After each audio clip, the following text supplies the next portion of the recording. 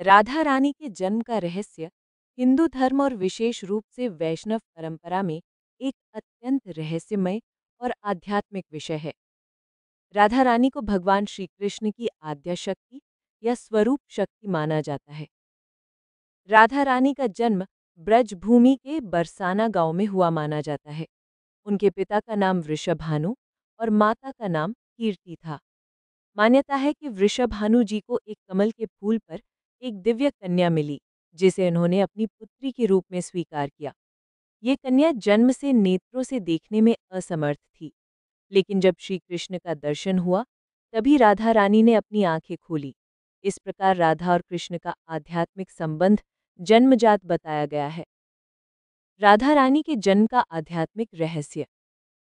श्रीमती राधा को भगवान श्री कृष्ण की ह्लादिनी शक्ति कहा गया है। ये वो शक्ति है जो भगवान को आनंद प्रदान करती है।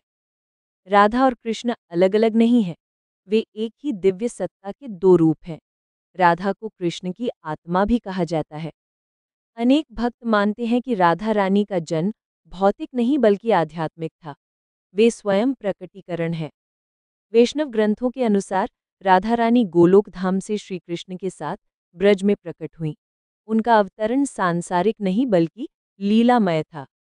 कुछ परंपराओं में ये भी कहा गया है कि राधा ने किसी स्त्री की कोख से जन्म नहीं लिया, बल्कि वे सीधा वृषभानु जी को मिली, जो उन्हें एक दिव्य कन्या के रूप में स्वीकार कर लाए। ब्रह्मवैवर्त पुराण, गरुड़ पुराण, भागवत महापुराण अप्रत्यक्ष रूप से और गीत गोविंद जैसे ग्रंथों में राधा रानी की महिमा और जन्म से जुड़ी कथाएं मिलती हैं। जयदेव, चैतन्य महाप्रभु और रसिक संतों ने राधा रानी को सर्वोच्च देवी का स्थान दिया है। राधा रानी का जन्म केवल एक सांसारिक घटना नहीं, बल्कि एक दिव्य रहस्य है।